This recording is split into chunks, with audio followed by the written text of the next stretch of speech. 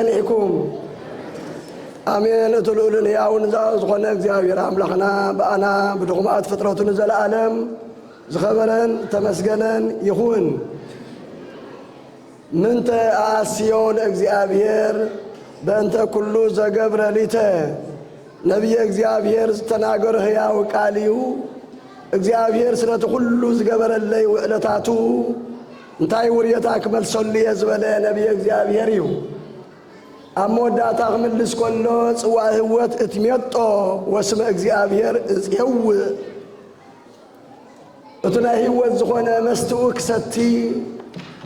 ስሙ ድማ ንዘለዓለም ክጽውዕ ኢሉ ነቢየ እግዚአብሔር ዳዊት እሞ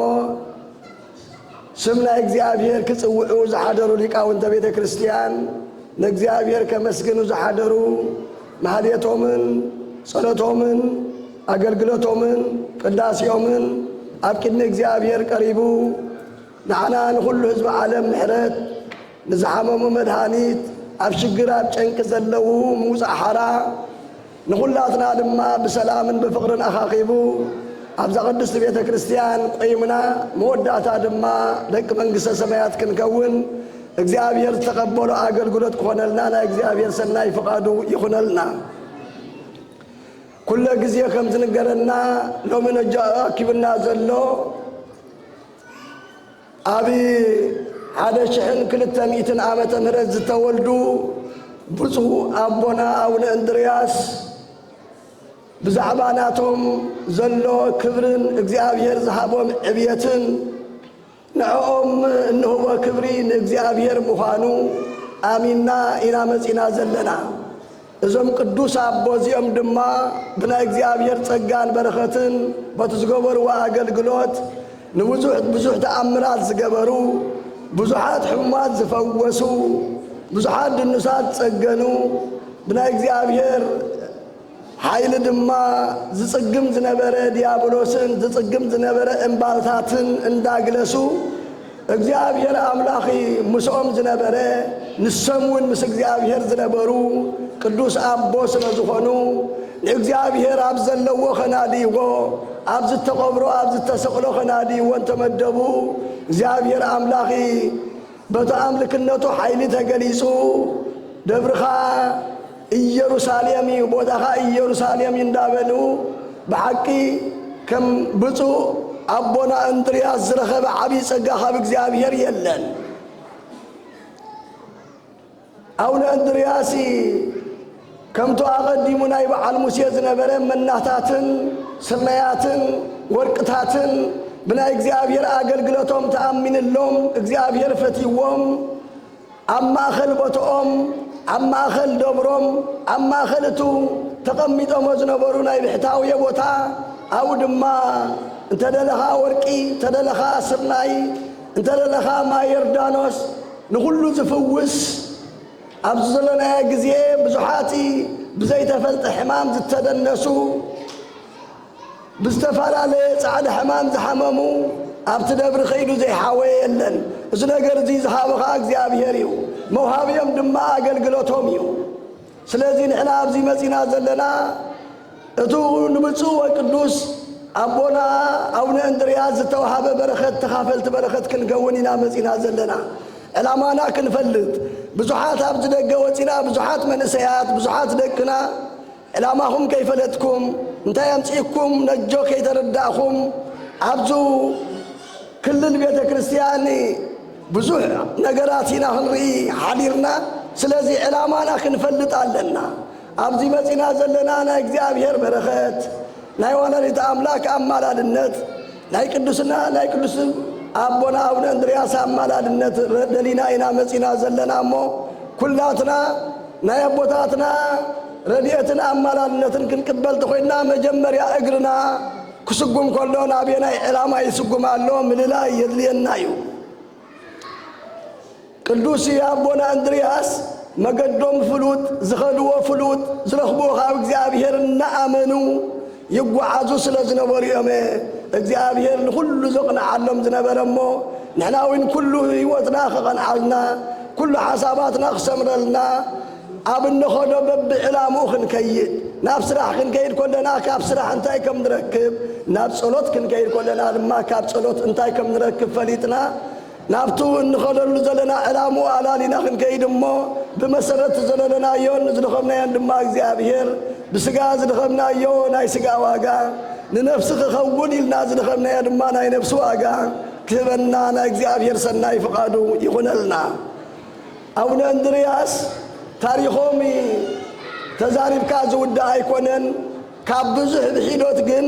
بزح تأمر زجبريم مغنياتو أبن أندرياس عمستمنا عالم زخوان خيتفو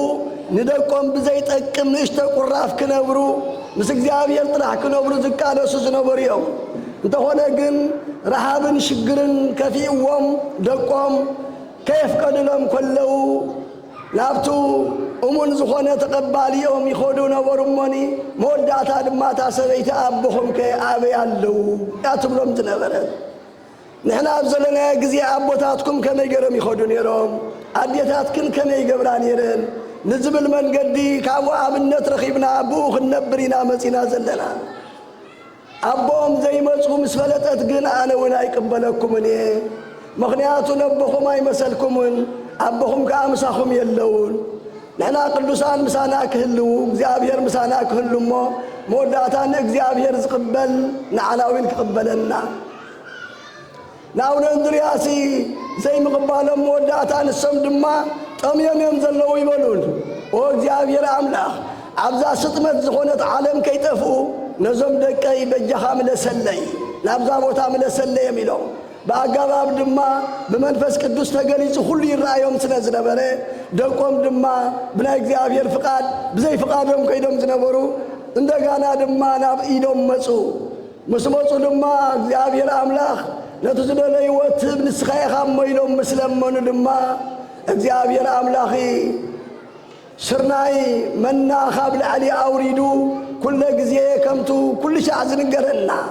بتاز توهابتهم مسفرنا يمقنن جرم بزي أنبرو تباهيلهم دما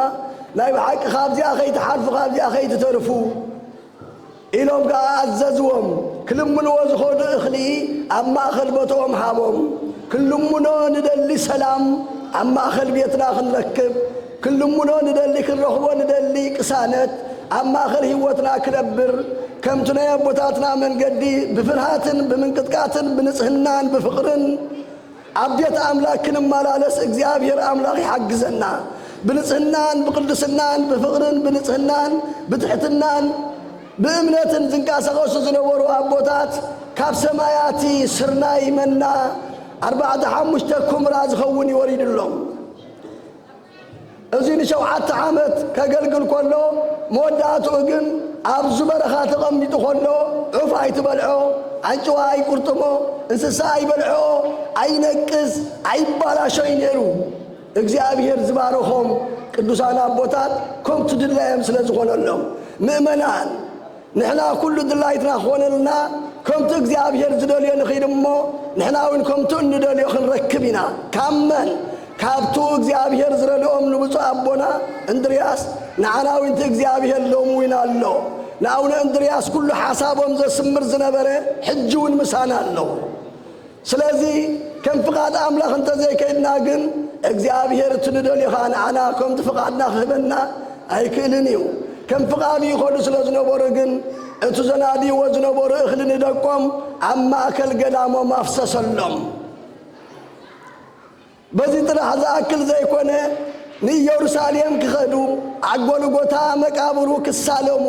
ኣብ ዝተወልደሉ ቤተልሔም ክሰግዱ ኣብ ሩባ ዮርዳኖስ ክሕፀቡ ኩሉ ዝደልይዎ ዝነበሩ ድማ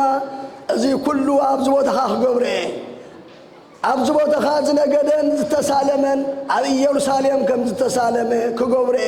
ንስኻ ኣብ ትቕበረሉ ማይ ከውሕዘልካ እሞ እቲ ማይቲ ድማ ናይ ዮርዳኖስ ማይ ክገብረልካ ኣብኡ ዝተሓፀበ ድማ ክድሕን እዩ ዝብል ቃል ኪዳን ይሂብዎም ኣብ ማእከል መቃብሮም ድማ እንዳአቡነ እንድርያስ ከይድኩም እንድሕርዳ ተመልኪትኩም ካብ ማእከል መቃብሮም ድማ እቲ ማይ ውሒዙ ኣባታና ዮርዳኖስ ባሕሪ ኣብኡ ኣቐመጠሎም ገባርየ ተኣምራት እግዚአብሔር نزقربوه نزسمعوه نزختلوه كل دلايم يزقبر لهم ني يروساليم تاي زخيل لك بوتا خان قدام كان يروساليم يا تبعي دما ربا يردانوس ما يردانوس ابو فطر لهم زي طرح زي كونه كان مستفاد عليه من قدي نعسرت عمد 14 عمد زاكل تسرنا يمسقلقلهم عبرخا خلون دحريك عبرخا نحنا كلاتنا صقاونا ينصورنينا دك مزامرتي دقوم دما ازوم بوزيوم بزا مسفر زي عقينهم دخونا خنبريوم كم دلاينا غيرنا قداي زين وسد كبلو مس جمرو دما ويو عواف زي قربو زنبرا اخلينا من قاتنا مبلاشاونا اتوي اي دقي كابتا زبلكم نمنتاي حلفكم ازيدا قبركم سلازي بول حجي خطرخبو يدخلوني خمومو قال خاي تبالاشو خلو نابيتو نابيتو تباله قدم مئتاو شوعة عمد يعني مئتاو شوعة عمد دما لعسرت 4 عمد زاكل كاب سماي زورد منا كاب سماي زورد سرناي منا تمقبوا مؤمنا ناس توعلوا نحنا لومي علمنا ملو سرناي منا قال እግዚአብሔር هاي تمقبوا هاي مس እግዚአብሔር نبرو قال املاح تمقبوا نسي سماياو مغبي نسقاهم طرح يتنادي تبعيل بيت كريستيان كل شاء تزارب اللامو سلازي اب بيت كريستيان مصينا سماياوي مغبي سسيتا لنفسك على እግዚአብሔር ስለዝሆነ መግብና ነፍስك على እግዚአብሔር ስለዝሆነ ቃል እግዚአብሔር ሰሚዕና በተግባር ከነብረሉ እግዚአብሔር አምላክ ያግዘና ስለዚህ ቅዱስ አቦና ሁሉ አማከሎም ዝነበረ ሁሉ ተፈጽሞሎም እዩ نحن عبد زلنا ጊዜ ድማ كل خجبرلنا كل خفصملنا مجمريا حال زبلنا نحدنا فقري يدلينا بخالاي دما كاب تعبيت تحتنا يدلينا كاب قرحنتي كاب بقل فقري يدلينا كاب كله صلاه سنيات زدليو እግዚአብሔር زدليو سرع كنسري يدلينا يو فتالي تاكزيو وتبقل بقليه ام حزب وصال ام صدق وام بسي اماصي بالحني الى نبي እግዚአብሔር داوود كاب حجز وصو كاب حجز تزانابلو حزبي كاب اتومات حدني كاب تعماص زخونه سب كاب تمنقدس تغاغي سب كاب زياد حنني الى نبي እግዚአብሔር داوود سلازي كلاتنا اتون نغبرو እግዚአብሔር ለሚኖሞ يهي زبلوم يرمو يهي كبلنا كلاتنا مؤمنان الامانا نفلتنا نابيت كريستيان كنمص كلنا زلو رسحاتنا اقميتنا زلو رسحاتنا صريغنا مس كل سب سلامان غيسنا كنمص يزغبانا فقر زبحان مخنيات يبلان اسيغلين مسيغلين دحاني مسبعال اغلي غني አይከውንን እንዳበልካና ጸሎት አይምጻኒ በእምነት እኮ ሓደ ኮይና ተተጓዓዝና በእምነት ወን ዘይ መስሉና ሰብአዊ ፍቅሪ ክንገብር ይግባልና እዩ እዞም ዘለናዮም ዓዲ ሰባት በሙኻና አይና ከም ሰባኽ ቢሎም ወትዝድላይና ዝሁቡና ዘለው በእምነት አይንሳ አይንማሳሰልኒና ስለዚህ እዚአቶም ደቆሞና ደቆኮና ደቅ ሐወታትና አይኮኑን እንታይዳ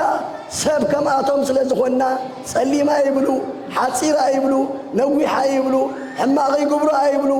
بفلتاتن بزي فلتاتن نعنا بزطعمنا لا توسعنا عطيتهم تمعقبنا اتون السم زبلعون اتون السم ستيون اتون السم زنبرون ينبرنا اللو كابزي زعب فقرنا يسبكا يلن سلازي نحنا كله كان دافلتنا فقر دين انت زي رخبنا ترجماي كلوانيو بفقر استماكلوا كل سنه ابوتاتنا اونه يوسطات يوسن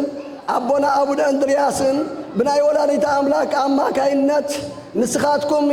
بتزلكم نصحنا انقدسنان ابسمرا زلا بيته كريستيان ቅድስት ማርያም ክትቅዱሱ ላይ ይደልልሁ ስለዚህ ኢላም ተገልጸትለም ሳቶም ይመጽዮም ነረው ከመጽ ሆነው ግን እንባታት ይخلكሎም ነበረሞ በጸሎቶም ድማነቱ እንባ ይግልስ ወነበሩ አነ ንስኻትኩም እንጸሊና ዘላ ኃጢአትና ኸለግል ሳይቃልና አነ ንስኻትኩም ለሚና اما اكلنا زربشنا زلو علماو تحساسبا ايصرغنا نساتهم كنتو انبا يمزا عليو اون يوستات يوسي ننسى مسل كنا كما نسب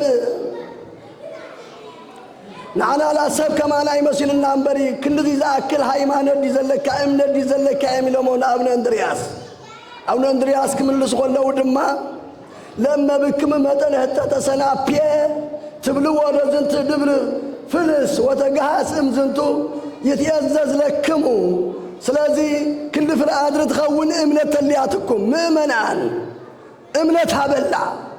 أبلع إمنة كل فرق قادر تخون إمنة اللياتكم نزم بازي عقل استبلوا ما يجلس لكم نزل سجمتي تعالي لنا خاب صدرانا تعالي لنا خاب جزانا تعالي لنا خاب كبابينا مباركم أمم تعالي لكم أنت خونا جن تخند فرق قادر تخون إمنة أبلع سب لسانن بخدانن بدقن وكيبو أيكون اللونيو እግዚአብሔር ዝደልይ ልብዩ ነብይ እግዚአብሔር ዳዊት ኮኒ ኩሉ ክጸል ኮሎ እንታይሉ ልበ ንጹሃ ፍጥር ሊተ እግዚኦ ይሉ ጎይታይ ንጽህት ልብ ፍጠረለይ በንጹህ ልብ ኩሉ ስለዝረከብ ምእመናን አለና በሐሳብ አለና ዶ ነብይ እግዚአብሔር ዳዊት ንጽህት ልብ ፍጠረለይ ይሉ ምእመናን ንጹህ ልብ ከይሐስካ ዝግበር አገልግሎት عشو يترخبولني خا نصوح لبك هلونا እግዚአብሔር አምላክ ያግዘና መንፈስ ርቶ ሐድስ ወስተከርሲየ ሐድሽ መንፈስ ሕድረለይ ዝነበረ ቡልያ ተሐሳስባ ግና የተሐሳስባ ግና ያካይዳ ዝነበረ እለለይ ሐድሽ መንፈስ ካ ሕድረለይ ይሉ ስለዚህ ንሕና በዚ መንገድ እዚ ክንመጽ እግዚአብሔር አምላክ ያግዘና ሶወሰ فكرك مسوايتني اموهب كيلو نسخا انت تفكر نيركا مسوايت وين مقرب كل كايلو جن እግዚአብሔሪ ቅድም መስዋዕት ዘድልዮ እንታዩ የዋህ ዝኾነ ልብ ይዘድልዮ ንጹህ ዝኾነ ልብ ይዘድልዮ ቅድም ጸሎት ቅድም ለቤተ ክርስቲያን መምጻ ካህን ምስካህን ልቡ አንጪሁ ሰበይቲ ምስሰበይቲ ልባ አንጪሃ ዲያቆን ምስ ዲያቆን ልቡ አንጪሁ ተፋቂሩ ምእመን ምስ ምእመን ልቡ አንጪሁ ተፋቂሩ ካብ ኩሉ ግብረ ክፋት ርሒቁ ካብ ኩሉ ግብረ ሓምየት ርሒቁ ክመጽ ዘለዎ ምክንያቱ ነብይ እግዚአብሔር ዳዊት እግዚኦ ሞኒ ሃድሩ ሰጽላሎት ከይሉ ኣብ ትሕቲ ጽላልካ ዝሓድር መን እዩ ወሞኒ ቀውሙ ሰደብረ መቅደስ ከንተ ተባሂሉ እዚ ሓተይ ዘሎ ነብይ እግዚአብሔር ንመን ይሓትታሎ እግዚኦ ሞኒ ሃድሩ ሰጽላሎትከ በዓል አቡነ እንድርያስ ይሓድሩ ሰዓብተ አቡነ እንድርያስ ይሓድሩ ቅዱሳን ይሓድሩ ተውድላይ ዘስብረሎም እግዚአብሔር ኣብ ትሕቲ ጽላል እግዚአብሔር ይነብሩ ወሞኒ ቀውሙ ሰደብረ መቅደስከ ኣብ ከረን መቅደስካ ዝቕመጥከ ዝቐውምከ መን ኢሉ መን ይኾም ዝብል ዘሎ ነብይ እግዚአብሔር ዳዊት እዩ ብመንፈስ ቅዱስ መልስ ተመሊስዎ እዩ بمنفس قدوس نبي እግዚአብሔር ዳዊት ታይ ዝብል መልስ ተመልስዎ እንተይላ ዘይሐውር በንጹህ ወይገብር ጽድቅ ይሉ ኣብ ትሕቲ ጽላል ረድኤት እግዚአብሔር ዝነብር ብቁኑዕ መንገዲ ዝመላለስ ንጹህ ተሐሳስባ ዘለዎ ንሱ ኣብቱ ጽላል ረድኤተይ ይሓድር ኣብ ከረን መቅደሰይ ድማ ይቀውም ይሉ ምእመናን لومين هنا أبزن استفتتلو دبرينا زلنا أموني نبي እግዚአብሔር ዳዊት ሲመን ይመስበለ ከም ዚዛ መሰለ ሰብዩ አቡ ተነብሪሉ አነ ንስኻትኩም እንከ ከም ትዝበለዶ እንተልና ስለዚህ ከምኡ ክንገውን ይዘድልየና ሎሚ መና ለዚ ሐሚ ወዘይጓሃለ ወበልሳኑ ኮይሉ በመልሐሱ ዘይ ሐሚ ንሱ ኣብ ትሕቲ ጽላል እግዚአብሔር ይነብር ይልና በዝመን ገድዚ ንሕና ኣብ ትሕቲ ጽላል እግዚአብሔር ክንነብር ከም ፍቃድ እግዚአብሔር ክንከይድ ተኮይኑ ናይ ቅዱሳን አቦታትና መሰረተ እምነት ክንውከል ይግባና ይሞ ስለዚህ እግዚአብሔር አምላኽና ሰላሙ ረድኤቱ ጠሉ ያድለና ኣብ ትሕቲ ጽላል እግዚአብሔር ዝነብር ሰብ ወኩሎ ዘገብረ ይፈጽም ይሉ ኩሉ ዝገብሮ ኩሉ ዝሓስቦ ኩሉ ዘስተንትኖ ይፍጸመሉ እዩ ኣብ ትሕቲ ጽላል እግዚአብሔር ዘይነብር ግን ኩሉ እንተ ሓሰበ መወዳእታ ዜሮ እንተ ኣከበ መወዳእታ ክሳራ እንተ ጻዓረ መወዳእታ ከንቱ እዩ ስለምንታይ أتون كله حلو زخيل نهيواتو حلو زخيل ننبراتو حلو زخيل نجنزبو حلو زخيل نولادو حلو زخيل صلال زخونو እግዚአብሔር بزقبا سلا زي قربوا يمو بزمن قد زي እግዚአብሔር أملاك نياباتاتشن أو نندرياس بركة ጸጋን አይፈለየና እትኩሉ ዘገልገልና ያድማ ሁላትና በሓደ ሐሳብ ንእግዚአብሔር በሓደ አካል ኮይና ክንልምኖ እግዚአብሔር አምላክ ያግዘና ምክንያቱ ብፁዕ አቡነ እንድርያስ ንእግዚአብሔር መሲሎም የምሞ ንሕና ድማ ነቦታትና መሲልና እሳቶም ዝረኸብዎ በረኸት ክንረክብ እግዚአብሔር አምላክ ያግዘና ስምኩም ዝጸውዐ ተስካርኩም ዝገበረ مرتلكم زهنسة أبيت كريستيانكم زبزه ما يصلتكم زتحاسبه قدلكم زسمع زنببه زين ما تنسخاتكم زرخبكم وتسقى كركبيو تنعخاتكم زخبره نعايكم زخبره تخبرناتكم كقوانات في 5 تبعله قال جلانهم يسمر لنا እግዚአብሔር ስለዚህ ሞዳታ أتزلنا حساب ودينا كن عاصينا تمرتنا زمحرنا زقصصنا المداني على ما قبل بنا يحضرنا